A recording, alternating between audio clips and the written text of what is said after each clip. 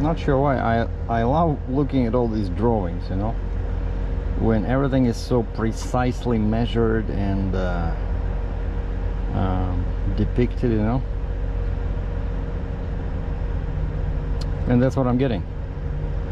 That's what I'm getting probably in a week or two. So, like, to reiterate, so this part will be longer, the neck, and the body will be longer, so which means that the wheels now will be closer to the trailer. So the gap, as you can see on this drawing, is 12 inches, right?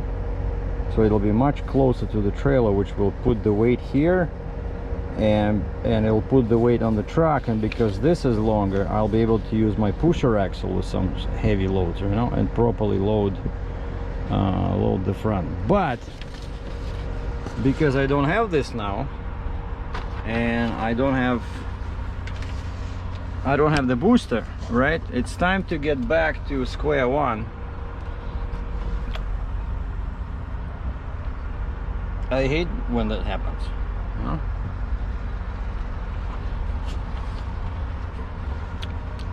Back to square one. Remember when I was trucking with 55 ton and I had 23-inch flip box, so it was 124. But then I decided to switch to level deck, which was still a good decision, right? So in case somebody forgot or started watching recently, because I was doing a lot of medium to light loads, right? I didn't have enough axles for heavy loads, and so that drop side rail was in the way with small machines, and so I decided to trade for a level deck.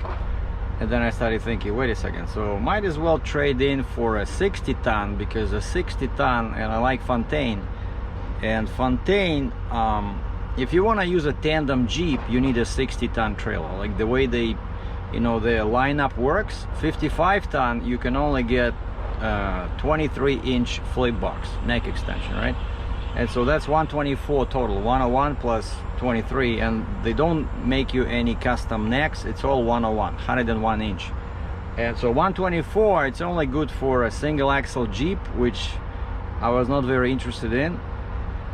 And I wanted to, you know, get a trailer that I can still use as a 55 ton, but then eventually, if I decide so, I can get a tandem Jeep and a booster and start hauling, you know, heavier loads. I think I did the proper thing. And so instead of just getting another 55 ton with a level deck, it was difficult. Nobody wanted to give me money because 60 ton, it's already kind of like a total different territory.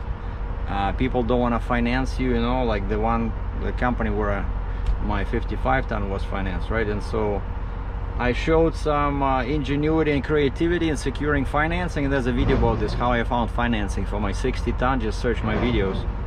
But I managed to luck out with one of the major banks in Canada, so I got a good interest rate, you know. Gave them, what, 10% down, and they used some accelerated payments, so somehow I made it happen. And so now I'm the proud owner, or for 3 more years actually, technically the bank is the proud owner of a 60-ton trailer. And of course, one thing I did not realize is that the trailer will be 7,000 pounds heavier, right? The 60-ton is 7,000 pounds heavier than the 55-ton, which of course was a kick in the lower department. But and so, but I could, you see, that's all you get 101.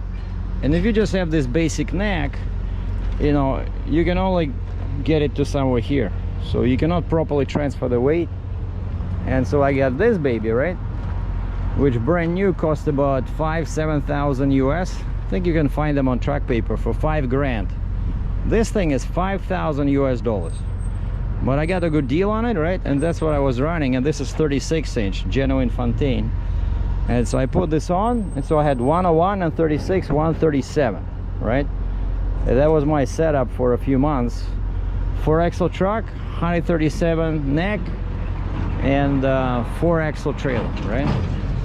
And that's what I mean by saying that now it's back to square one, since I don't have my I don't have the Jeep, I don't have the booster. Like, this is way too long, right? You know, this is just crazy.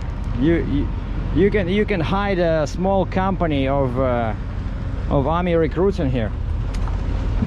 So I called a few companies. I called the one guy, says, why I would rent equipment, but they're just crazy. I don't know where you guys are, where you guys live, you know, like you live still on planet Earth.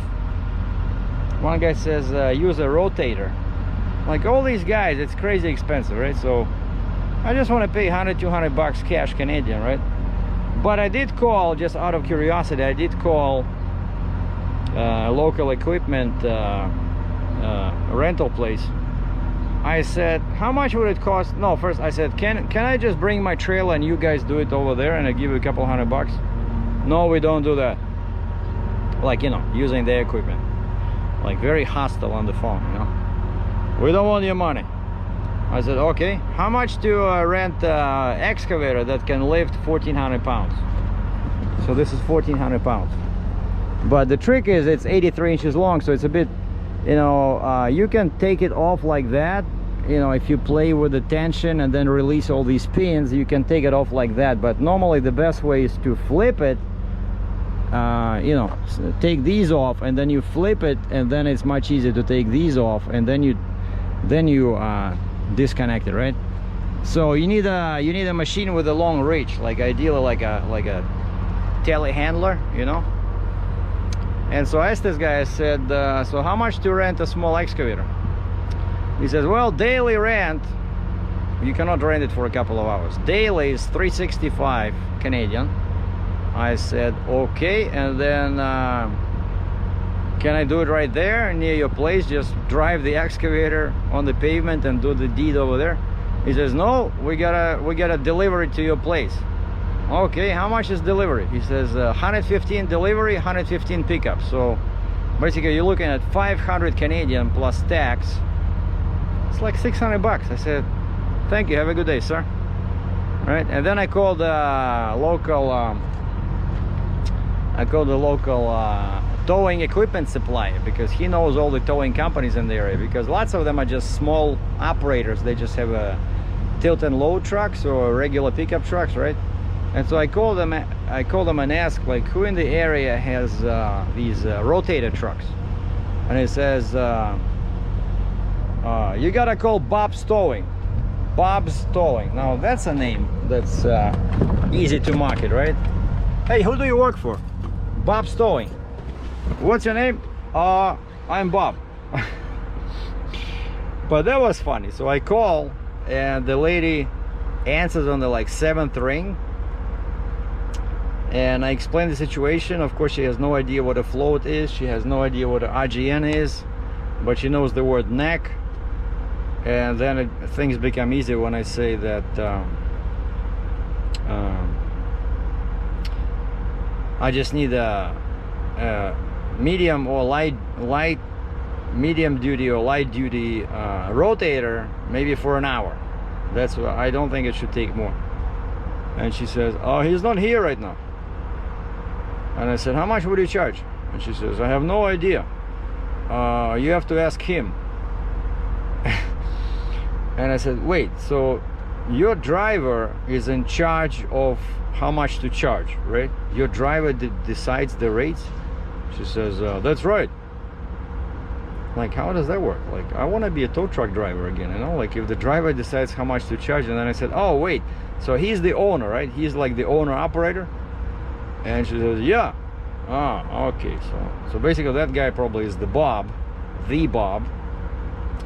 And he has this big, you know, truck with, you know, like 4 or 5 axles and a big rotator. So he does this heavy stuff, you know. Nobody wants to do this. Like, to flip axles, like, he will not do it for $100 or even $200, you know. Like, these guys, you know, they charge thousands of dollars when they go to a scene of an accident to tow a big truck, you know. I'm telling you, my best bet is to go to my favorite, back in my favorites, Kenworth dealer. And those guys are super helpful. Last time they cut my chains, right? So now I'm gonna go there. Oh, did I show these? I got more gifts from Alan in Keswick. He made me these. He met me when I was at JC over there. So he built this. So basically he bought these super strong magnets and then connected that thing, and so now I have like flags with magnets and more goodies in here. So each time I show up in Keswick, I come back with some gifts. He gave me this. He said he's not sure if it'll work, but it's like a charger for like a smartphone or something, but it's shaped like a socket, you know, like in a construction style.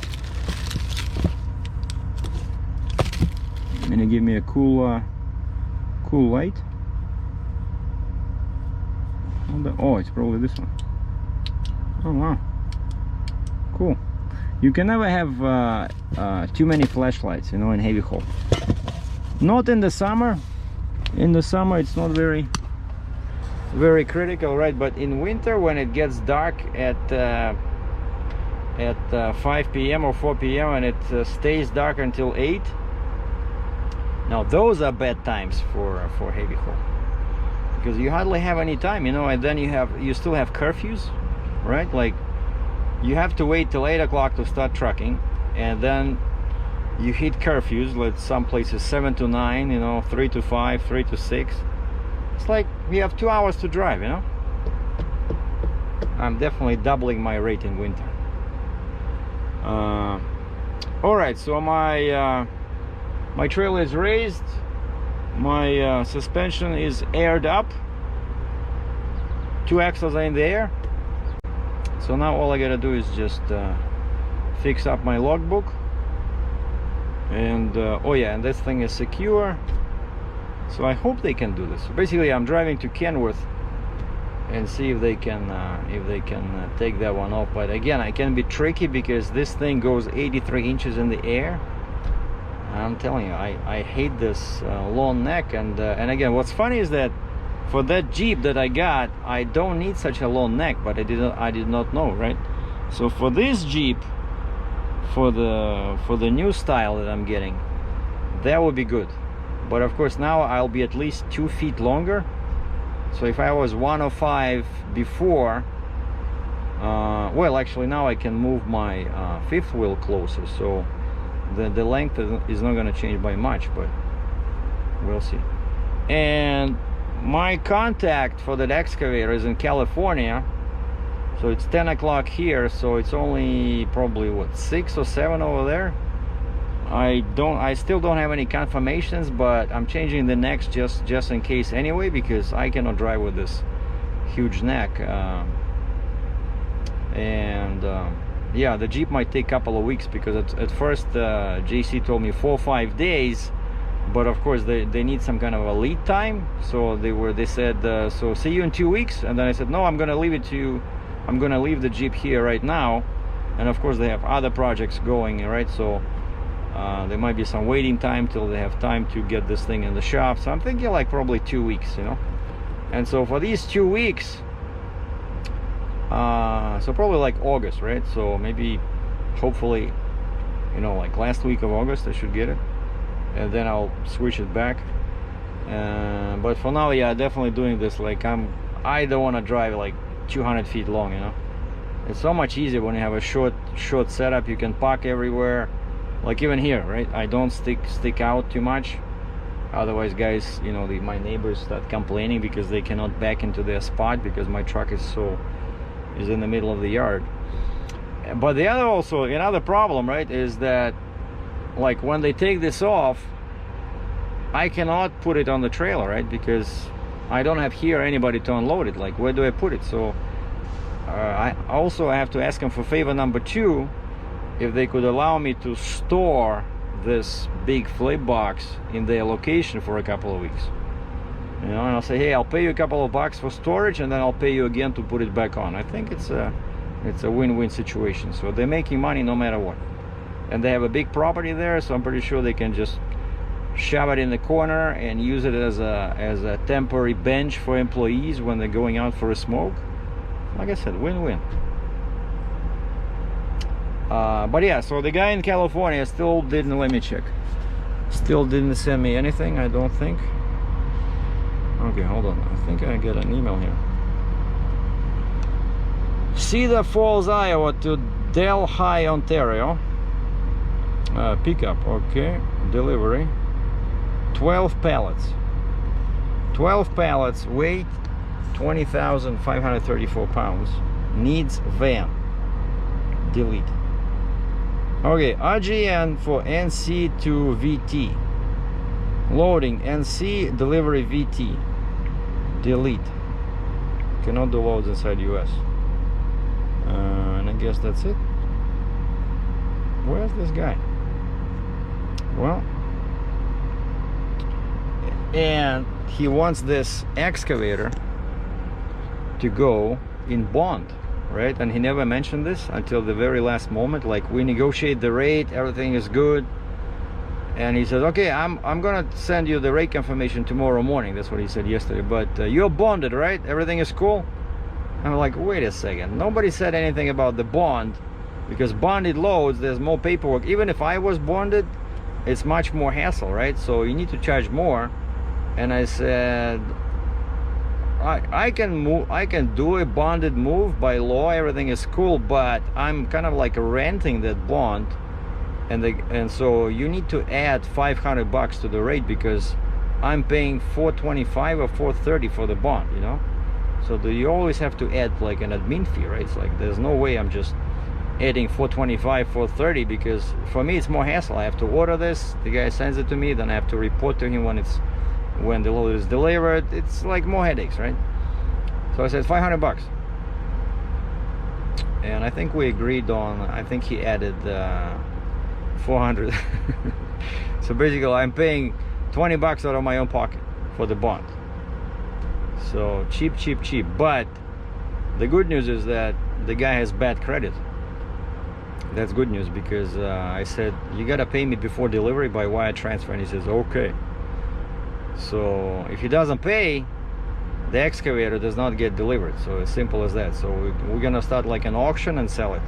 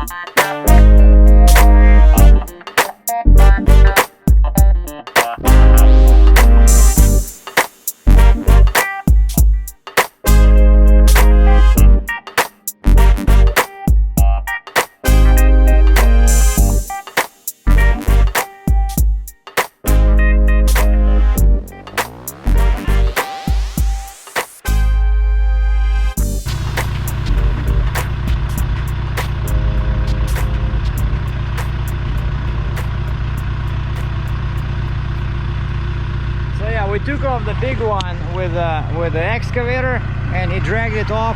It's already there, so I'm gonna leave it over here. The guy agreed to keep it for me till I have the Jeep. And so this one, he said it was easier for him to use a forklift, and of course it's a bit twisted. So we put one in, but the other one doesn't want to go in.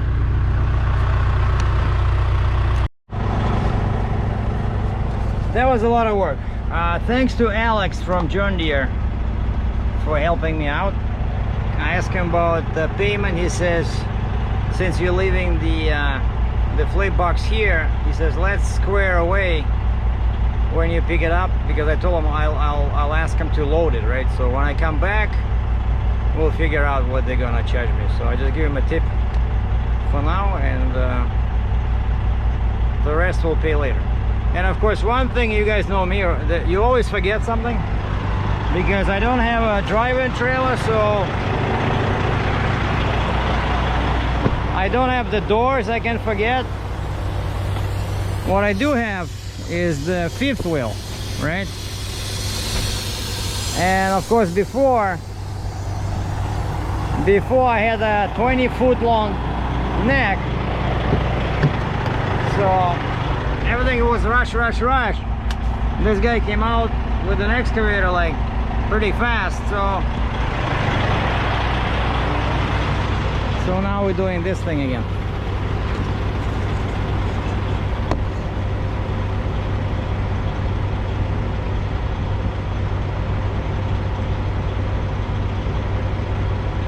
Yeah, I think I'm still too far. Hold on.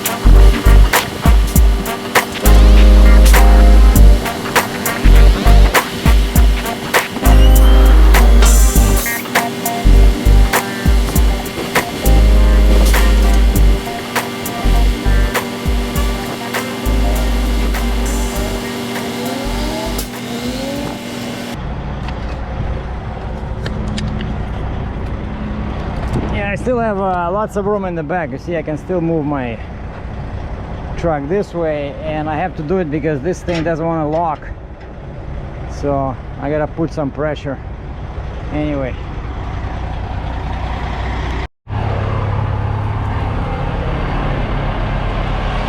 And that's it. So all of these things are in, both the electric hose is connected, a red line, blue line. Had to redo my PTO because now the PTO is hooking up in here.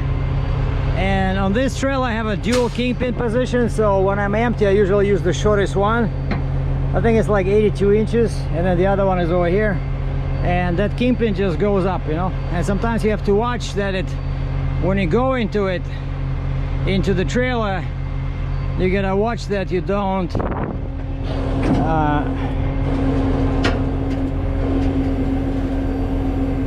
that was the fifth wheel, because I just locked the fifth wheel. It was unlocked, and so I just moved a little bit, so that's fine, no big deal.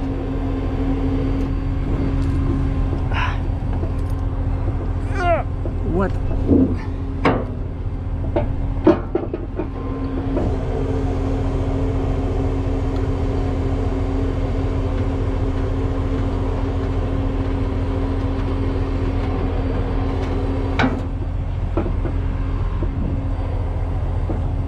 And that's it.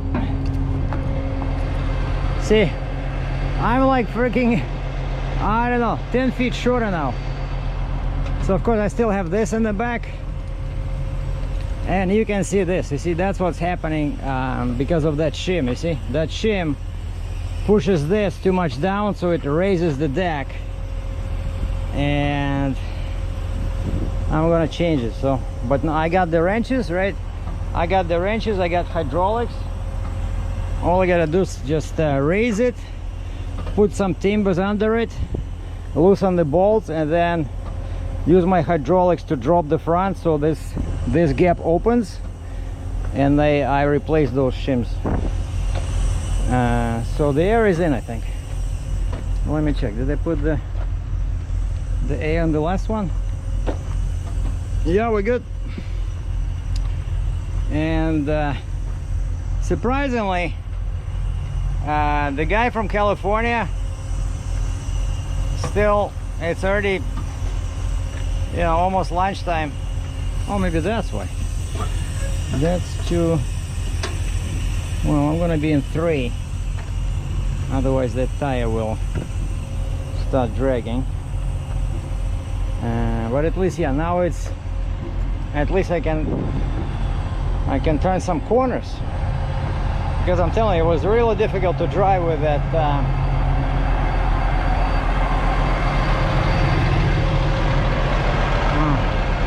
470, so that's 70 tons. So at least now I can park in my spot, no problems. And that's what we're gonna do. Like, look at this. Like, we were just changing necks, right? But at least I didn't dirty my new jeans too bad.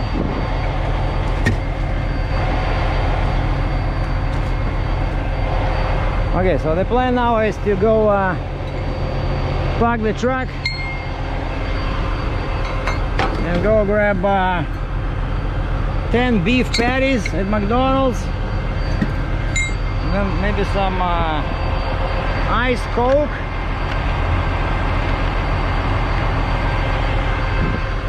and then we can go to Starbucks and start looking for a load, because this guy seems like he's not serious about this.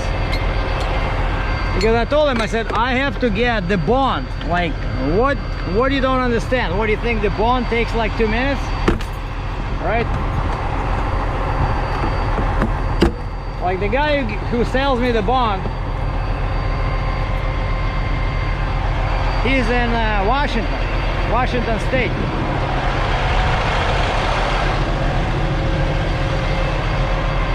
So it takes a few emails and probably a couple of hours to get the bond. Like these brokers, I'm telling you. So that's why this guy has bad credit. You know, like this broker has bad credit, and probably nobody wants to work with him. Because, you know, I find that it always goes hand in hand. Like, you have bad credit, and then you take half a day to answer. Like, how can I trust this guy, right? So if he cannot send me, like yesterday, he sent me an email at 9 o'clock my time. Oh, Sergey, will send you rate confirmation first thing in the morning. You're bonded, right? That's when he told me that I need a bond. I said, you're joking, right? Why you didn't mention this before? You know, and I explained to him that I said, I need extra $500 if you want this to go in bond, which I suspected was the case, but I was just waiting for him because I don't wanna, you know, ask for it. But I thought it was going to Baltimore, and of course, if it goes to Baltimore, chances are it goes to the port, right? If it goes to the port, chances are it goes across the border.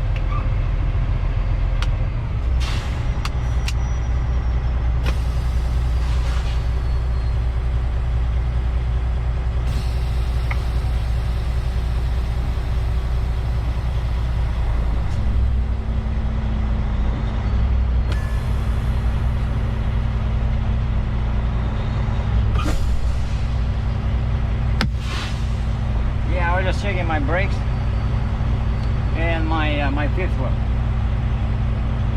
Except now this guy parked like this. Well, let's see if we can get out of here. But he's too close. I can hit him with my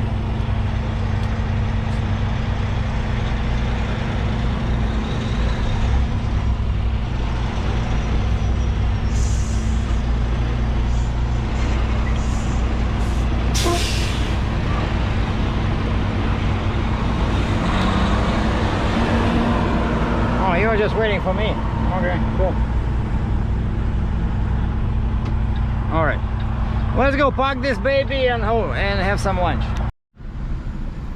All right, I got lunch, and today we are dining on a A&W affair, and all these guys are different, you know, like now I'm used to patties at McDonald's.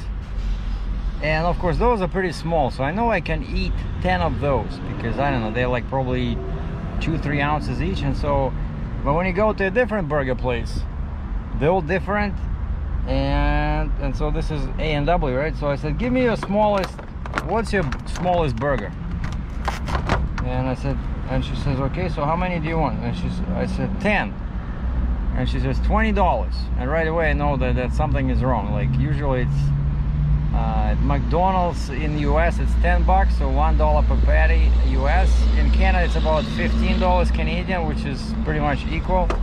But this, she wants $20, and of course these look much bigger. Son of a gun, so that's too much. I cannot eat that much, but we'll see. But at least I have meat, so we're good. But yeah, still no word from my sponsor, so to speak, right? Like this guy is like, I'm telling you, I'm not sure I want to work with him. Just, you cannot trust people like this, you know. Yeah, I'm sending you the right confirmation tomorrow morning. Now it's what, like 3 o'clock, 2 o'clock? Anyway, so I'm gonna, yeah, have some lunch, calm down a little bit, and so at least I changed necks, so now I can drive around like a normal person. I'm not 200 feet long anymore, but now I still wanna, well, now I have to wait with the shims. Maybe my next load will be like, you know, no, wait, I cannot, my next load cannot be 120,000 because I don't have the Jeep, I don't have the Stinger. So the next load by definition should be 100,000 pounds or less, and for that I don't need such a big shim in there, so I'll change it anyway. So, but now it's I'm not in a rush. We got an email. Let's see, who is this from? Mark.